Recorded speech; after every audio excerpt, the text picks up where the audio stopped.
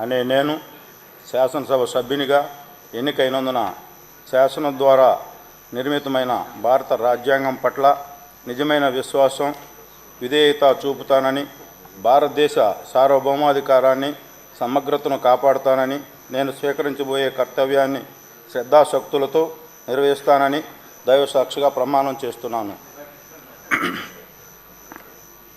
ఆంధ్రప్రదేశ్ శాసనసభ సభ్యుడినైన ఇంటూరు నాగేశ్వరరావు అనే నేను సభా నియమాలకు కట్టుబడి ఉంటానని, వాటిని అనుసరిస్తానని, సభా మర్యాదలను పాటిస్తానని, సాంప్రదాయాలను గౌరవిస్తానని దైవసాక్షిగా ప్రమాణం చేస్తున్నాను. శ్రీ నాని పులివర్తి